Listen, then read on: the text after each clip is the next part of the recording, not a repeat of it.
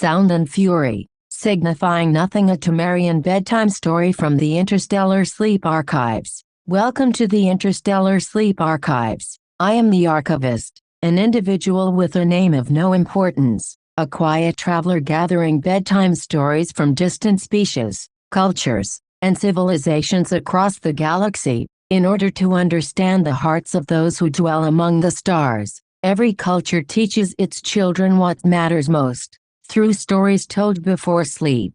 Some teach kindness, some teach courage, some teach belonging, and some teach that memory itself is language. Tonight, we turn our attention to the Children of Tama. For those unfamiliar with this remarkable civilization, the Tamarians are a people whose language is unlike almost any other among the stars. They do not speak in simple direct phrases, where many worlders rely on nouns, verbs, adjectives, and the many moving parts of speech that fill the air with sound. The Children of Tama speak in stories. A single phrase may contain an entire history. A single name may carry grief, triumph, sacrifice, and hope.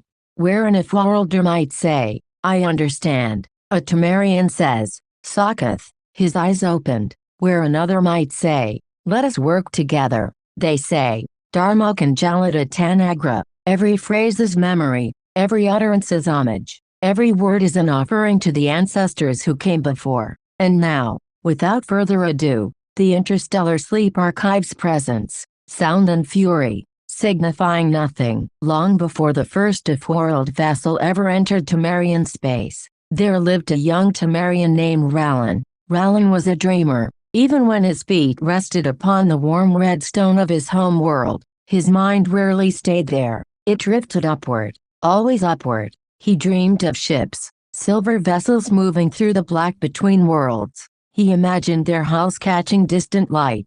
He imagined standing upon their bridges, watching galaxies unfold like slow-breathing light. At night, he lay beneath the narrow opening of his chamber wall and traced constellations with his eyes. He gave them private names. He mapped invisible routes between them. He built entire journeys out of silence. Even during class, his mind wandered. During mathematics, he sketched starships into the margins of his learning tablets. During philosophy, he drew orbital paths between imagined moons. During history, he traced constellations instead of listening. And yet, in the same room, the other children remained anchored. They listened to Elder Soreth with steady attention. They leaned forward when she spoke. They answered in quiet unison when ancestral phrases were spoken. Their presence grounded the space, reminding even wandering minds like Rallan's that they were here, now, within a shared world. At the front of the learning court, Elder Soreth spoke. "When worlders speak," she said, "they rely upon nouns, verbs, adjectives, prepositions." Her hand moved gently through the air as though sorting invisible fragments. "They say river," a pause. "But which river?" "They say loss." Her gaze moved slowly across the room. "But whose grief?" "They name things." Her hand rested upon a carved pillar etched with countless names. "We name meaning," the children responded softly, almost like breath.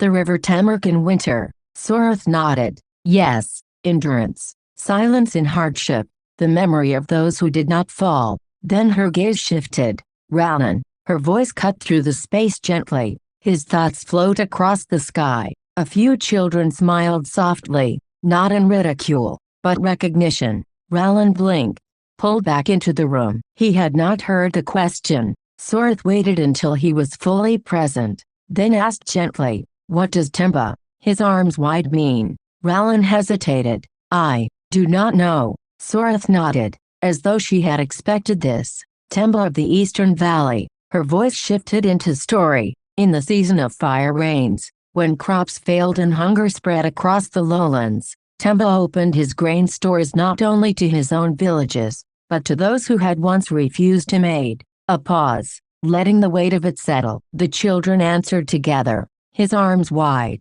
"Generosity," one whispered. "Mercy," another added. Soreth's voice softened.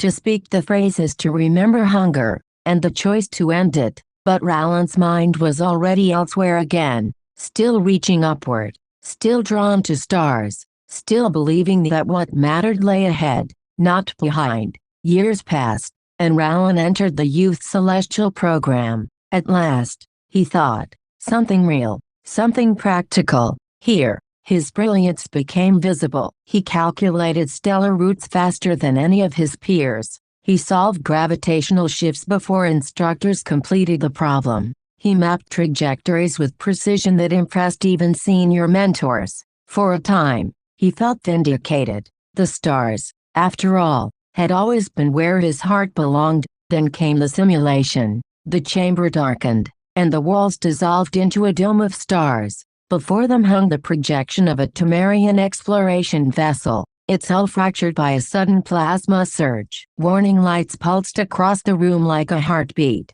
Civilians were trapped in 2 compartments. A coolant breach threatened the engine core. The instructor's voice rang clear through the chamber. What is our response? Each student was expected to offer a strategy, not merely an answer, but an approach, a way through the crisis. One cadet answered immediately, Temba, his arms wide. The instructor nodded, offer aid freely. Then, for the younger trainees, he added the story beneath the phrase. Temba of the Eastern Valley opened his stores to all in the season of fire rains. In crisis, resources must first flow to preserve life. Another cadet responded, Shaka, when the walls fell. Again, the instructor nodded. A warning against haste and false confidence. Reinforce the breach before committing the evacuation route. A third voice followed.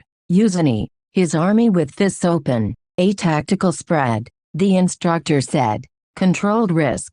Preparation without aggression. Divide the response teams to contain both dangers at once. The room moved instantly. Each cadet understood. Each phrase was not only language, but strategy. Memory becoming action, story becoming instinct. Then the instructor turned. His gaze settled upon Rowland. A pause. Rowland, what is your response? The room became still. Rowland's mind raced.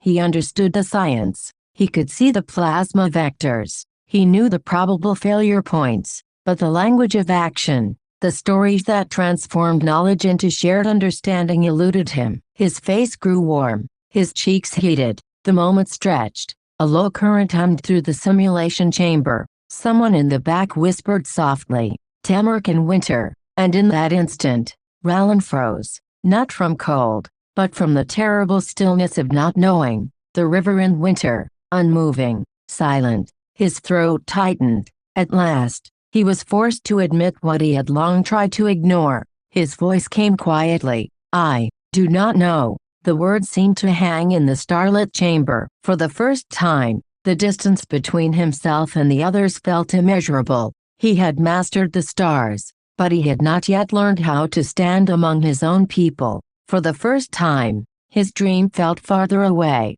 That night, sleep would not come. A single candle burned low in his chamber, its wax pooled thickly at the base, the flame trembling with each passing draft. His thoughts circled endlessly. The stars, the simulation, the silence after his confession. At last, unable to remain still, he rose and made his way through the moonlit streets to the river Tamaric. Mist drifted over the water like breath, and there, seated upon the stone bank as though she had always been waiting, was Elder Soreth. She looked up as he approached, and her voice came in the language of her people. The candle, its wax low. Rowland stopped. She had known. Not merely that he had not slept, but that his thoughts had burned through the night. He sat beside her. My mind, he whispered, full with many things. Soreth nodded. The river, carrying stones, a mind burdened, a heart in motion. For a long while, only the water spoke.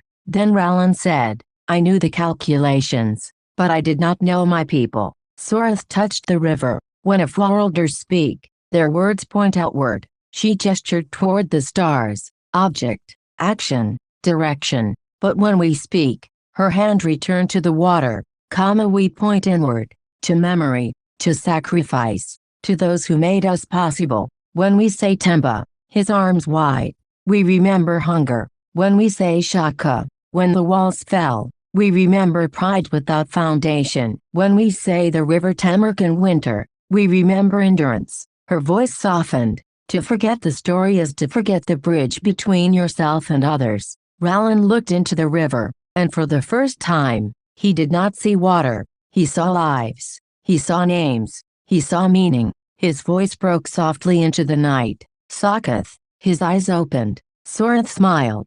At last, years later, Rowland would stand upon the bridge of the very ships he once sketched in the margins of his tablets. And when young cadets dream too quickly of stars without first listening to the stories beneath their feet, he would remind them gently, even stars cannot be navigated without memory, even dreams require roots, even language requires meaning. Did you enjoy this bedtime story? If so, consider liking the video, sharing it with a fellow traveler, and subscribing to the archives. It helps ensure that more stories like this continue to reach you. If not, tune in again tomorrow. The Interstellar Sleep Archives contains many more tales. The next story may intrigue, fascinate, or simply lull you gently to sleep. And now, the archivist seeks your guidance. Tell me, which civilization should we explore next? The Andorians, whose frozen world forges loyalty,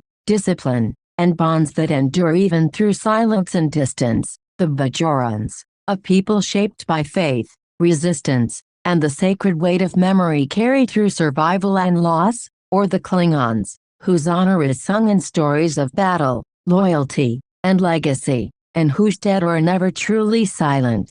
Choose carefully. After all, every story you hear is shaping you, whether you notice it or not. Sleep well, fellow travelers.